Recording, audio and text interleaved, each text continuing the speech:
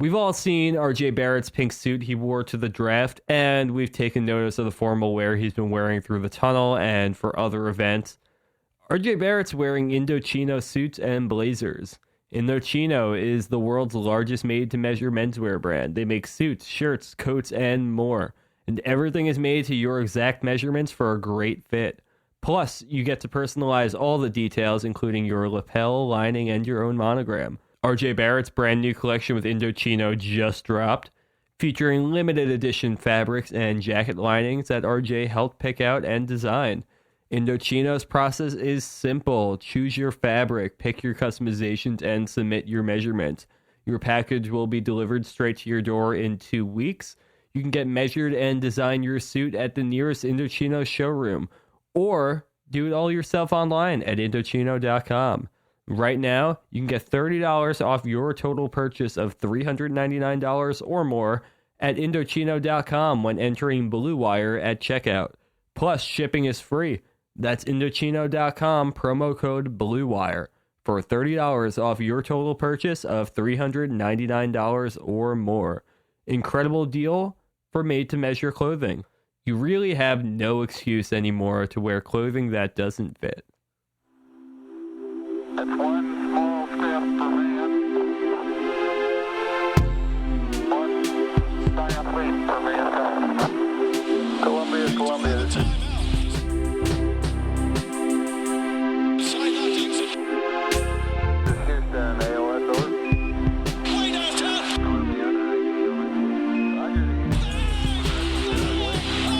Setting up the flag now.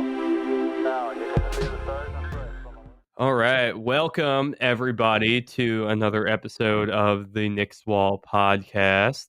I am your host. I'm Anthony Corbo. Joining me today, I have my co-host, Kyle Maggio. What's going on, man? Not much, man. How about you? Oh, I'm doing all right. We're part of the Blue Wire Network, brought to you this week by Indochino, Harry's, and Roman. A little bit more on them later. Head to the knickswall.com. Go check out all the stuff our writers are putting up. We have a lot of talk on some of the topics we're going to cover tonight. A little bit more about how Frank Ntilikina can hold on to some minutes after some decent play. Obviously, tons of coverage on the Fizdale situation. So go check out all that. Subscribe to us on Apple Podcasts, all the other podcast providers, over on YouTube. Do all that stuff. Follow us on Twitter at Anthony Corbo, at Kyle Maggio, at the Knicks Wall, at TKW Podcast, all that stuff. I'll list them off again if you need it, but I'm going to trust you got it. Woof. What a week it's been since we last spoke, my friend. We've certainly had some highs and some lows where the Knicks season is very much in full effect. And, I think, 11 games in now at this point? Yeah. So, I mean, it's hard to even imagine where to start, but I think the biggest news and the loudest news that's been out there the last couple of days has been the talk of, after the Knicks got blown out by the Cleveland Cavaliers at home on Sunday, and boos were raining down from, every direction of the garden before even halftime. We had a very odd situation where Steve Mills and Scott Perry came out and addressed the media and said that they, weren't at the spot where they expected to be at this point in the season either. And Fizdale spoke after that, but it kind of became a situation where it was interpreted as, Steve Mills especially trying to lay down the groundwork for Fizdale's eventual dismissal. And now we're at this point where, we're hearing a lot of coverage, a lot of people talking about David Fizdale, coaching, on the hot seat, coaching for his job. It is a fascinating situation. I don't think we've ever been here this early in the season. Where do you stand right now on the Fizdale hot seat rumors? Do you agree that Steve Mills is trying to run him out of town? Do you agree that he should be run out of town? Where are you as on the 2-9 Knicks and their leadership right now? Yeah, so I went on a little bit of a lengthy thread before on Twitter, I don't usually do that. I'm normally much more aimless with my thoughts. But look, Fizdale has his flaws. I understand that. Um, I have plenty of issues with what he's doing, especially in offense and defensively with his switch everything, no matter what, even if it doesn't make sense, defense. So even with all that, it's just a really bad, clunky roster. Like we talked about it in the summary. If every single thing went well, everything went well. Like best case scenario for all of our predictions, like they maybe win 30 to 35 games. Like it's not a good team. Even that this is what we were saying for these people expecting like 30 plus wins. It's just not going to happen. Like I don't know. I understand he's not a good coach. I have plenty of issues with him, but also simultaneously, like what good coach was going to be able to put a clunky front court together effectively? You know what I mean? It's like, yeah, things exist, and I do think that good rotations exist for this team, but that to me doesn't mean, fire Fizdale. I mean, even if he was doing everything well with his talent level, Right. What do we have? 2 more wins? Right.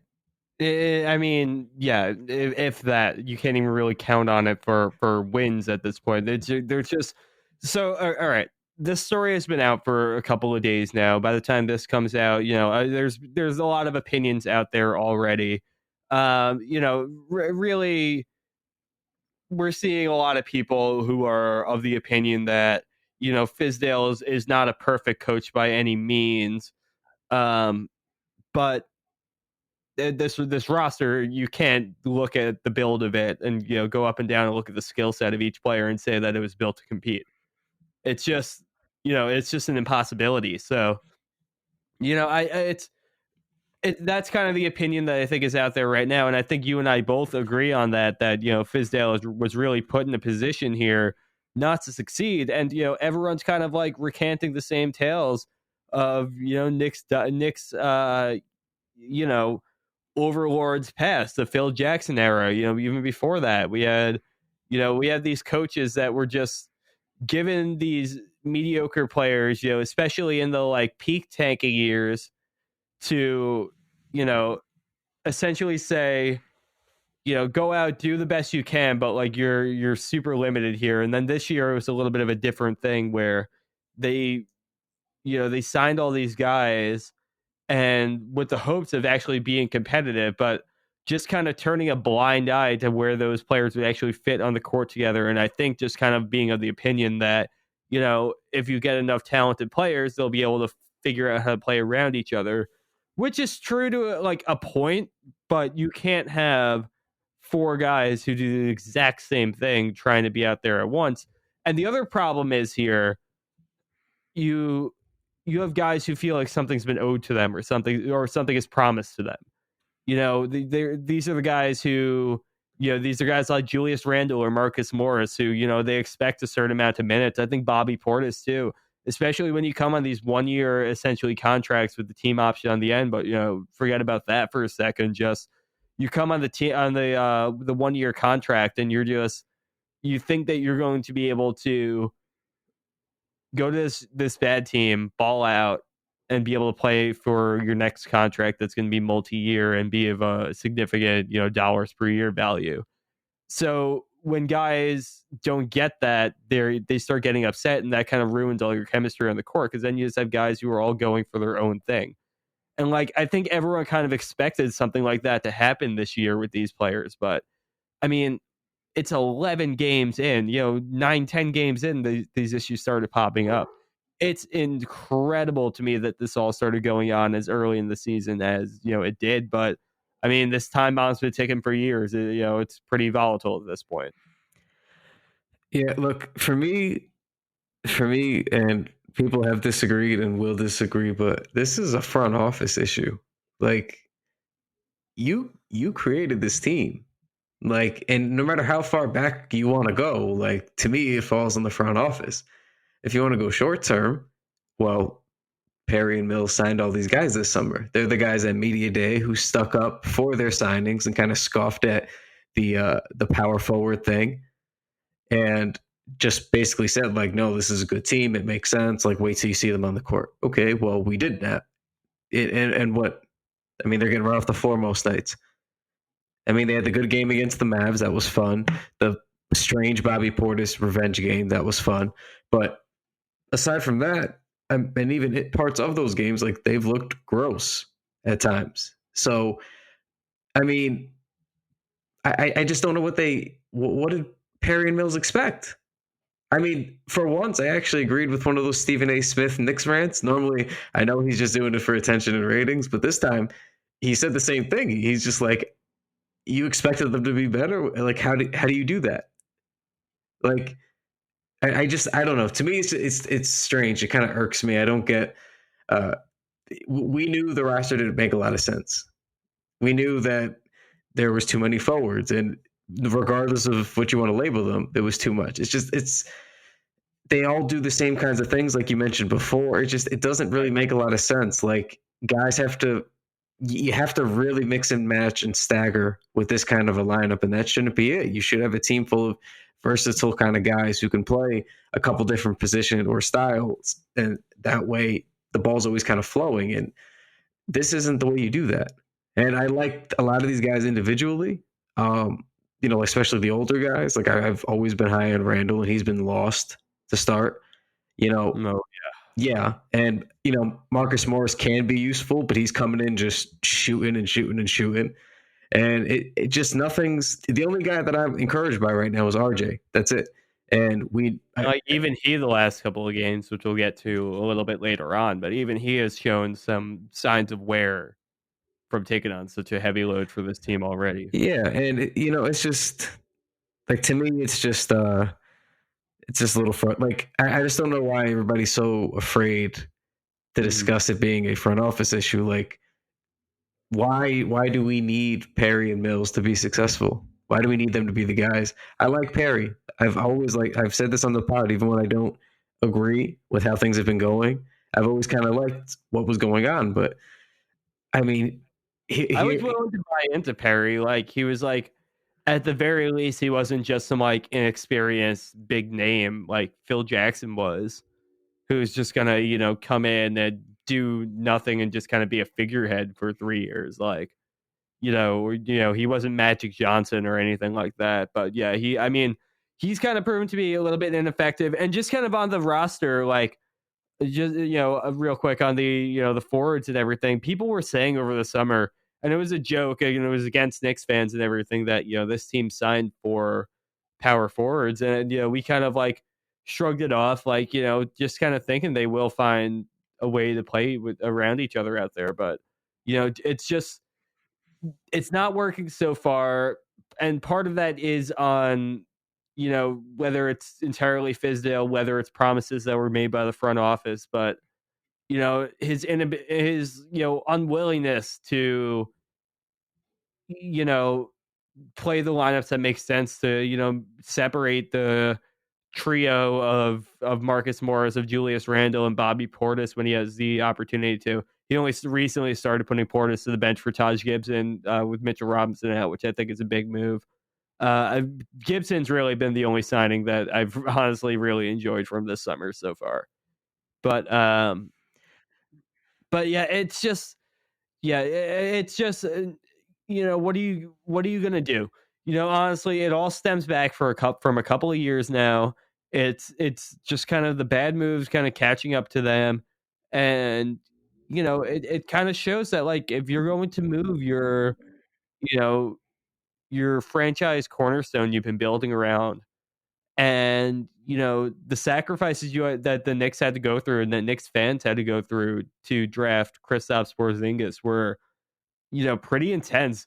How much fucking Jason Smith did we watch? Like, it was like, those are crazy years. Those are 17-win years. We just had one of those last year. Like, we know what the deal is with those, but it's just like, you gotta know what you're giving up, and you gotta know what you're gonna get back. And this is gonna really, really hurt the Knicks, at least for this season, not having the kind of plan A offseason that they were going to go for, and then passing this off as plan B, and really having, all of their hopes in essentially RJ Barrett.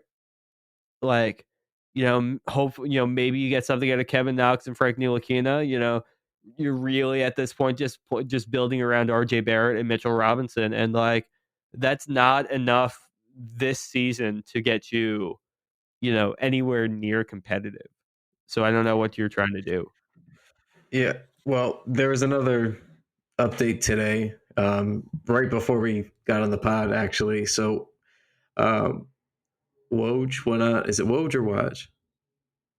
It's Woj. Woj. Thank you.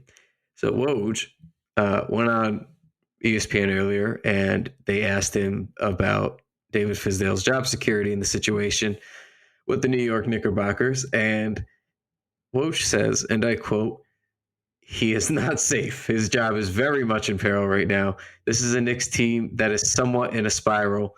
The dismissal of David Fizdale is inevitable.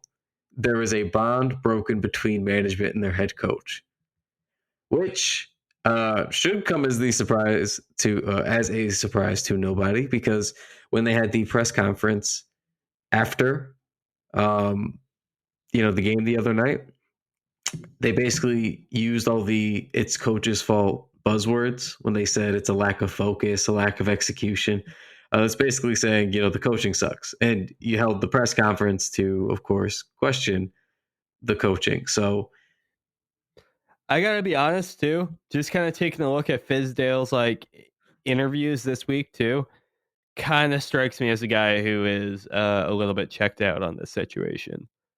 So like that's not great. He does have this season and 2 more remaining on his contract too. So like honestly, I don't think he's sweating it too much if he's going to continue to get money like that. But when it just comes down to it. What are we like? Where can we place our hope right now? That's really the thing that's frustrating, and the thing I don't really have a good answer to right now. It's like, I don't really have any. I most certainly don't have a belief in Steve Mills. Like the faster Steve Mills is out, the better, because he is, if not the root of all of these issues, he is at least the liaison to the issues, and coming from ownership. So it's like, I don't have any faith in Steve Mills. Scott Perry hasn't shown me any reason to put any faith in him either. Like I if you were to ask me today, you present candidates in front of me, I'm certainly going to take a look. Like there's no reason why I would want to hold on to Perry for, the sake of keeping him around for any reason. So there's that. I don't believe in Fizdale. I think he's kind of checking out already. So there's that. I don't believe in our roster. So there's that. It's just, literally the only hope we have here is, 4 young players who may eventually become, at least rotation players on the next, I don't even want to say playoff bound, the next like 30 win Knicks team, however many years in the future that may be. But literally the only hope you can have right now is for RJ Barrett, Mitchell Robinson, Kevin Knox, and Frank Ntilikina, and Dennis Smith Jr. So 5. Those are your 5. See what you can get out of them, and that's really about it. I don't even know where to go.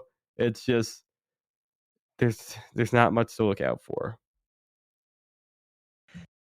yeah, basically, I mean, this is what's going to happen now. So they're going to fire Fizdale. I'm going to imagine the Knicks are going to most likely lose the next couple of games, or 2 of the next 3, something like that at least. And so they're going to fire Fizdale. I don't think he makes it to like next week.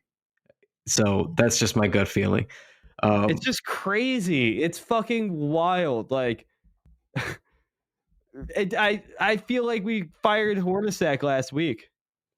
Yeah, pretty much, man. But that's just what happens around here. This is why, like, everyone got mad at me when I was saying pump the brakes on the whole, oh, it's a new culture, everything's great stuff, because this is why. Like, this is what happens. This is what happens around here. This is what happens with this franchise. Like, you guys just got to cool it sometimes, man. Like, I want them to be good, better than anybody else, but let's just stop. Like, you can't just pretend stuff is great. That Fizdale's a great coach or Perry's a great GM. Like, they got to win games, man. That's it. Like, the buck has to stop somewhere. After Fizdale's fired, they're going to probably let Mike Miller be the interim coach. I imagine that's why he was brought up to be Fizdale's assistant, because he was doing a good job down in Westchester. Which is interesting when you look at it in that respect. I think that Caleb Canales has an opportunity as well, but yeah, I mean, he's been rumored too. It's going to be one of those two for sure. So, I mean, at this point, they're going to let him just be the interim coach and see what he can do with the team and go from there. And whatever happens, happens. And if he could salvage it, cool. Maybe he earns himself the gig going forward. And if not, and in doing so, if he does that, pulls that off, and I don't mean playoffs or anything, but a respectable finish to the season, maybe he saves Perry's job. Maybe he saves Mills' job, unfortunately for Mills. But, you never know. But that's going to be the first step. They're going to can Fizz, whoever's brought up to be the interim coach, they're going to let them, okay, let's see what you can do to shake this team up. What would you do differently? I'm going to imagine the first couple of weeks, you're going to see a drastically different team. I don't know, good or bad, but at least the play style is going to be much different. I would hope faster, smaller, but again, we'll see. And I don't think they're going to keep whoever that coach is for next season, but you never know. We'll see. But I think what most likely happens is the team still doesn't do very well. Maybe they do end up keeping like a Mike Miller, and then I still think Perry's probably going to get canned at the end of the year, barring a really nice turnaround here. And I believe it would make sense in that scenario that Mills would be out, but I will just believe Mills when I see it. Yep, that's kind of where I stand. At this point, it's kind of it's just chaos at this point, and we're going to see what comes out of it. I really have no idea what to expect, but I'm sure there will be some more clarity by the time the next podcast rolls around. We got plenty more to come after this. We're going to talk about Frank Ntilikina's play recently. We're going to talk about RJ Barrett's struggles and the return of Kristaps Porzingis to Madison Square Garden. But first, I got a little bit from our sponsors here. Talking about erectile dysfunction isn't easy. Usually we just brush it off or blame ourselves, saying things like, I lost my mojo. Or we avoid it altogether with excuses like, I had a long day at work, or I'm just not feeling it. But with Roman, it is easy to talk about it. With a real doctor who can prescribe real medication. It's simple, safe, and totally discreet. With Roman, you can get a free online evaluation and ongoing care for ED, all from the comfort and privacy of your home. The doctor will work with you to find the best treatment plan. If medication is appropriate, Roman will ship it to you with free 2-day shipping. The whole process is straightforward, simple, and discreet. Getting started is simple. Just go to roman.com/bluewire and complete an online visit. Erectile dysfunction used to be tough to tackle, but now there's Roman.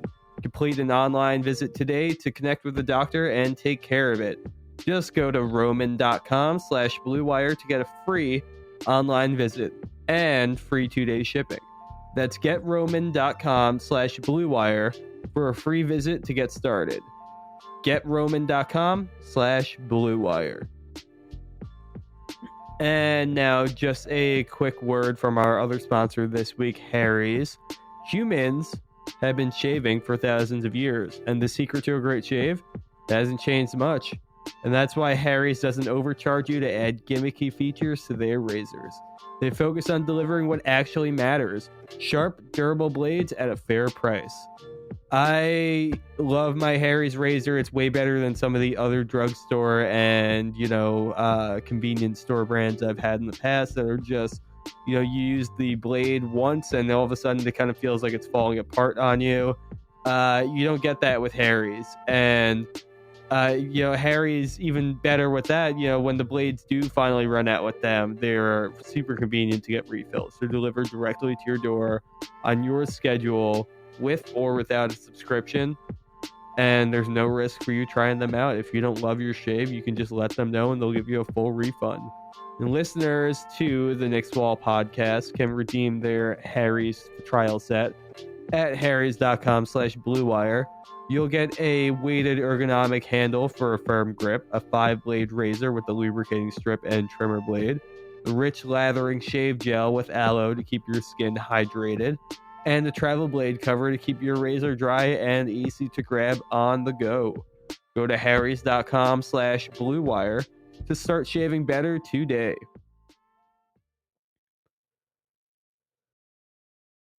All right, Kyle. So one of the other large pieces of news to come out of the woodwork in the last couple of days since we last spoke, the emergence of a true hero for the New York Knicks, the only point guard left available on the roster right now up until recently when Dennis Smith Jr. returned. But Frank Ntilikina has had, a little bit of a week for himself. He kind of got rolling in that game against the Dallas Mavericks where he had 14 points, 6 rebounds, 4 assists, 4 steals, and 3 blocks to go along with only 1 turnover. So, and he followed that up in another game, or the game before that, he had 11 points to go with that. Like he's put together a string where he's looking pretty competent on defense, able to move the ball. And he hasn't been consistent with his shots still, but he has had a couple of nights where the threes are starting to go down. Kind of seeing some signs of life out of Frank Ntilikina. Do you think that this is something he's going to be able to continue doing? Well, it's an interesting question. I don't know that he's going to be able to continue doing this. We've already seen him kind of, I wouldn't say play inconsistently, but his scoring is inconsistently. And the way he's going to make his statement, the way he's going to make his breakout season happen is to have those games. That doesn't mean I expect him to get 4 steals and 3 blocks a game. But I do expect them to be able to score 10 to 12 points a game. I do expect them to, to be able to rebound 4 or so rebounds a game because he is a big, long guard. I do expect them to, to be able to get you 4, maybe 5 assists on any given night. Maybe between 3 to 4 is a little more reasonable as a secondary ball handler if he's getting the minutes. So if he wants to keep this job that he's now playing for, while Dennis Smith Jr., who was one of my breakout candidates, continues to look totally lost, and I'm trying to be fair despite my biases, to judge him not only fairly, but understand that it's a weird thing because he's had the off-court issues and he had the strain back in the preseason. So I don't really know if he's injured, kind of lost mentally at the moment, or some combination of both. But either way, Frank's got an opportunity here to not just take a easy job to get at the moment because the Knicks point guard situation is not good, but really earn it and make a statement like he did with games like he played against the Mavs and to a lesser extent like the game against the Celtics. And those, if he's bringing that effort every night, and I know everyone likes to say like the points don't matter. They do in 2019, and they do when you want to be a really dominant two-way player. And that doesn't mean score 20-something points a game, but if for Frank to take that big first step and become a guy who's giving you like 10, 4 and 4 or 12, 4 and 4, something like that, and some combination of a couple steals and blocks a game, that's a really good player if he's shooting okay passively, and I hope he does it. I don't know that he will. We've seen the rebounding, the assisting, the defending has still been there night to night. It's just about what he's going to do scoring at this point. And that's, again, like you could argue about points aren't the only thing, but for Frank in his young career, he just needs not a ton, just a couple more shots a game and to hit them. And that's it. Then he's really going to be okay. And he's going to always have a job in this league. So I hope is the answer. I hope. I'm hopeful, but I just kind of also don't think he does it. Yeah, I mean, there's absolutely no reason not to have doubts at this point. Like it's he's gonna be pretty hit or miss at this point, and this is a season where he really really needs to step up to the plate here, improve himself, and like if he can at the very least be coming through in flashes like this, like if he can like bring this fairly consistently on a week to week basis, then the Knicks definitely have something in him. But you know, for right now, the biggest problem is they just don't have a point guard. They don't have anybody who can go out there and run anything. Like we saw early in the season that Elfrid Payton was the most competent one running the point for them. And it's like at this point, if they want to Yep. win any games, I kind of feel like they need Elfrid Payton back, which is a crazy thing to say. But like, They need competent. If there's anything we could learn from the Suns, they just need competent NBA players. Like, yeah, so Alfred would be, even as a bench guard right now. Let's say if Frank is still starting, would just be a welcome sight because this team is just inept. yeah. I mean, there's just nothing that can. There's just no way to create space or like move the ball around. Then like we're kind of rehashing what we were talking about earlier in the show, but it's just very frustrating that there's nobody who has a defined role on the team, and that's the thing that we're really hoping for from Frank Ntilikina. Like he doesn't need to break out and to become a superstar or anything like that. He just needs to be able to define a role for himself on the team. And after 3 years and being one of the most senior guys on the team now at this point, like he needs to be able to, have that lockdown. And that's what we need to see from him. And it needs to be consistently happening soon. So on the other side of things, one of the guys who started off the season really hot and has kind of been struggling lately, RJ Barrett, the prized rookie of the Knicks, 2018 or 2019 offseason. Kind of started off going pretty gangbusters, scoring high 20s, having that, big minutes per game average, like really scoring well. And, recently he's kind of just gotten himself into a little bit of a funk now. He kind of starts falling behind. He gets, you know, 9 points against Cleveland, 3 points against Dallas. He scored against Chicago, but not a ton more going on other than that.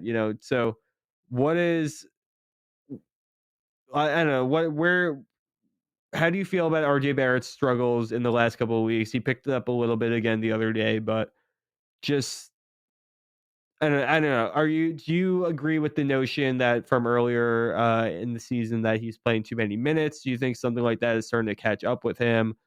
Where are you on RJ as he starts settling into being a rookie on this team right now?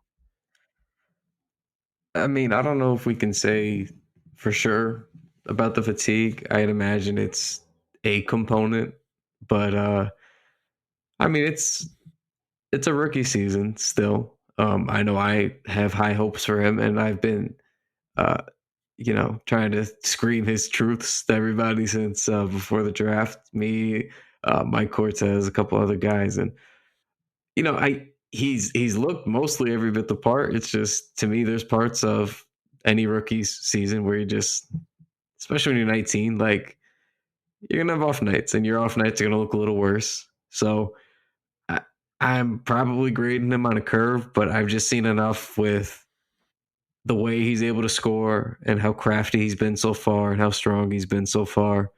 The 3-pointers look better than I thought they were going to look. He's shooting about 35% on the season. Even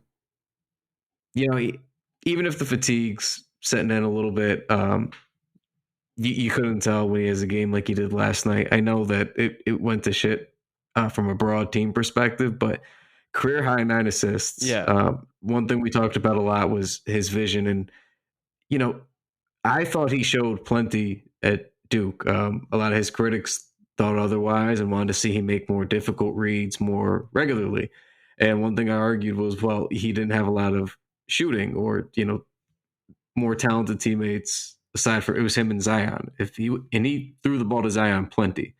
And, outside of that, it was like what? Cam Reddish, who was underwhelming. Trey Jones was never going to hit a three. So who is he really driving and kicking to? So I don't know. I mean, it's looking pretty good. He's dishing every game. 9 assists is nothing to scoff at, but he's at, I think his previous high before that was 8. So, I mean, he's going to keep passing regularly. I don't know what his ceiling is for passing, but I like what I'm seeing a lot from him. He's really aggressive on the glass, which is a tremendous skill to have for a guard. He's got a quick second jump.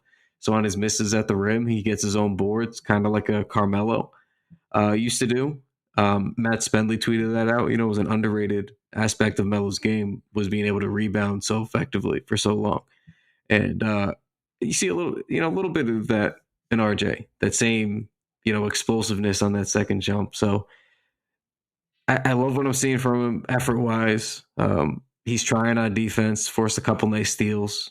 It's just he's a rookie, so he's going to have a couple of off nights, but as long as he's bouncing back consistently, having more games like this, I'm not saying I expect, 21, 9, and 6 every night, but those like more regular, like 15, 5, and 5 type of games, like, yeah, I expect that of him now. From what he's shown in the early going, I do expect that of him. Yeah. So, he'll struggle, but I think he's okay. That there's something, because I had to look back at it. I didn't look at any any of the stat lines after the game, after the Bulls game.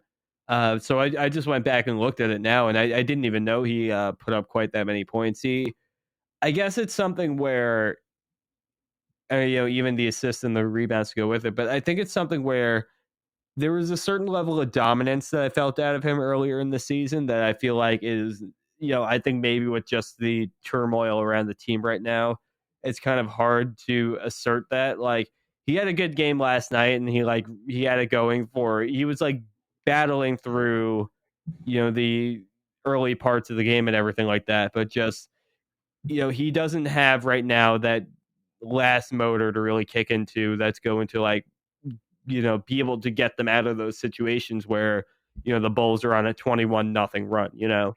So it's just, I think when I see something like that go on, it just kind of tinges the whole game for me. And now I'm just it's hard to get over a 21-0 run for a team, but at least RJ was able to make it a little bit more respectable towards the end and, battle through the beginning of the game as well. So,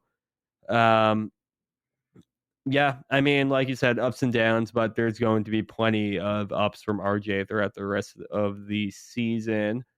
All right, last couple of things for tonight. We have a pretty important game coming up. It's going to be coming out on the day that this podcast is published on Thursday.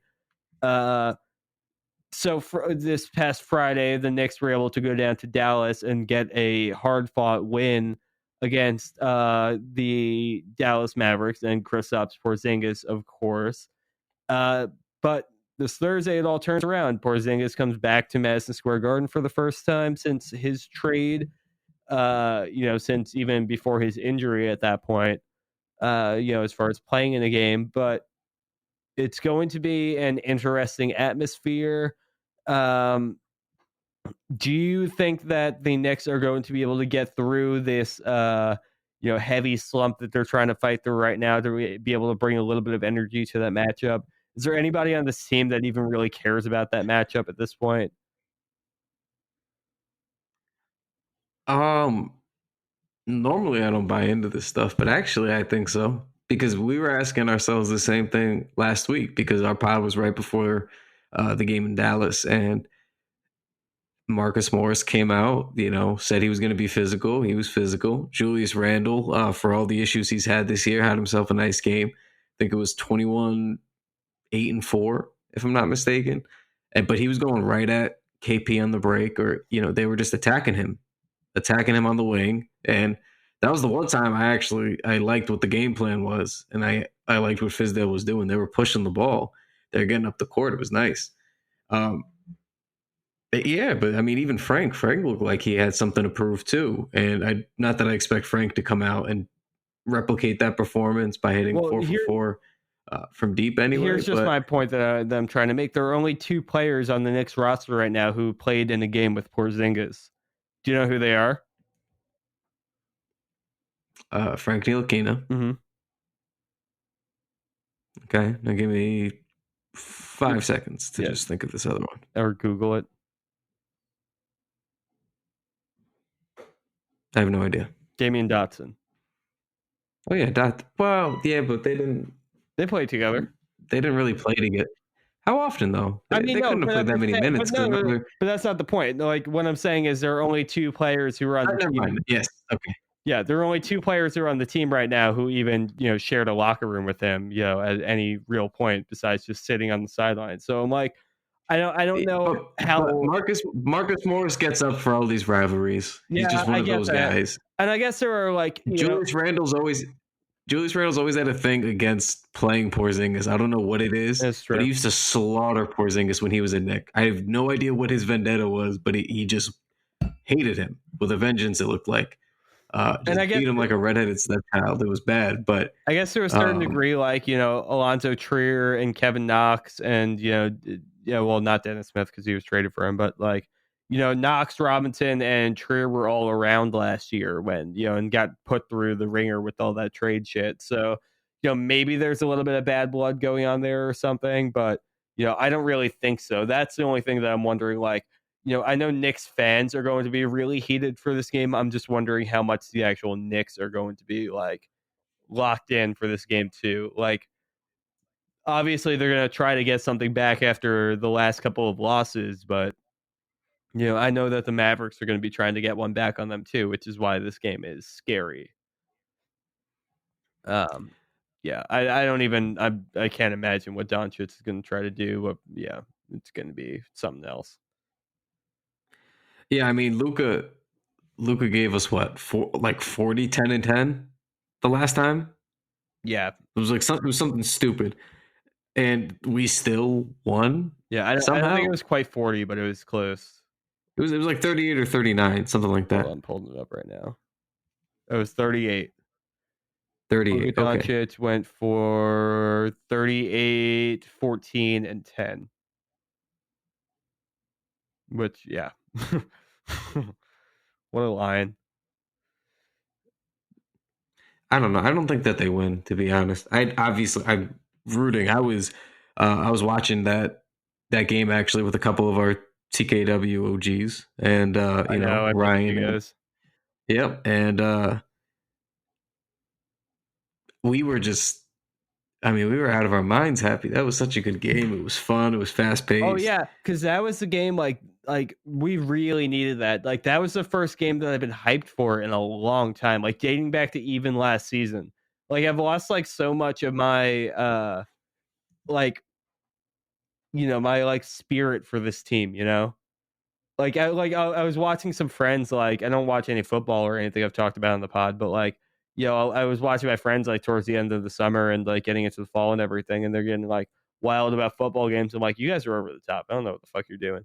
And then I'm sitting there watching this Knicks game against the Mavericks the other day, and I'm losing my shit on my couch. And I'm like, okay, I get it now. I just don't have any good teams to root for, so I never get this excited about sports anymore. So yeah, I mean, we really needed that though. That was important. I don't know if they're going to there's going to be other wins. There's going to be other close wins. It's just that game really hit them with like a good stride of momentum that felt like a game that meant something. And it just feels like the Knicks don't bring that every game. So I'm really, really hoping they can do a little bit more for this next one. Yeah, I mean, just look, beat them again, man. We got a lot going on. We just need a little pick me up. Just give us one. Yeah. We're due for another 10 plus point Frank game. So please. Right. And debate, even the Mavericks are a fairly beatable team for a normal team. Like the Knicks, obviously everybody is going to be hard to beat. But the Mavericks we're not talking about top tier Western Conference talent. We're talking about, a Knicks team here. Or we're talking about the Mavericks here. And Porzingis isn't at full health yet.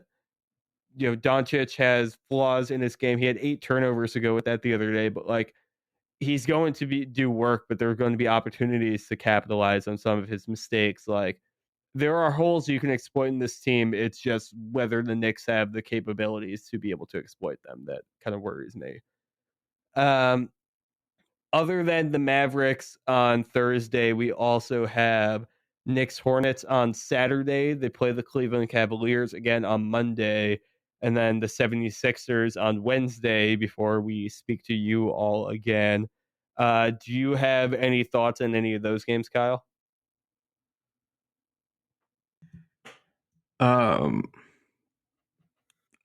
That Hornets game is just going to be a train wreck, but especially coming after this Mavs game, because I imagine they're going to try to play going on too. Good, competent basketball. Yeah, but like the Hornets, I just feel like that's the ultimate letdown game. Like again, like we all know the classic Knicks move is like to win a good hard fought game again tomorrow night, make us feel good about beating KP twice, and then get like gobsmacked by the Hornets by like 30 points. So yeah, we're gonna get. I don't know. I'm not like I'm very. Especially, I've talked a lot of shit about Rozier. Like, I don't want us to get cooked. I already feel it, and now we've talked about it. We spoke it into existence. I don't like this anymore. We're gonna get roasted. Who's the other guy who's kind of cooking for them right now? Hold on. Graham, right? The rookie? Yeah, or I think he's the second-year player. But yeah, Devontae Graham. Pretty sure it's either him or PJ Washington. I just gotta look at his game logs. But like, yeah, there's actually some like players who I can very much see going off for like, yeah, it's Devontae Graham's last 2 games. He's had 23 and 24 points. Scored 35 earlier in the season. He opened up the season with those 2. I'm looking at it backwards. He's had 19, 24, 15, and 35 in his last 4 games. Like, this dude's going off for 45 when he comes and plays the Knicks. So, yeah, that's going to be fun. That's going to be some kind of evil. So enjoy that game. That's on a Saturday. So, good kind of evening entertainment for you. Yeah, we'll see what happens with that Cavs game again. Hopefully that's the game where the Knicks feel like they have something to prove and they can come back out. Yeah, and it's at the Garden again too. So if the Knicks lose, at home against the Cavs in any spectacular fashion again, that could be the game that ends up being the one that does it in for some members of the leadership staff. So I'm keeping an eye on that. Lots to come in the next week. So looking forward to all that. Looking forward to updating all of you in a week's time. In the meantime, why don't you go over to the knickswall.com, check out all the great content that we have going up there, and we'll have going up over the next couple of days as well. Subscribe to us, leave us a review, leave us 5 stars. We'd appreciate it. Hit us up on YouTube, do all of that. Follow at Blue Wire Pods, follow at TKW Podcast, at the Knicks Wall. Check out our sponsors, Indochino, Roman, Harry's, and yeah, lots of excitement coming in the Knicks land in the next few days. We'll talk to you all next week.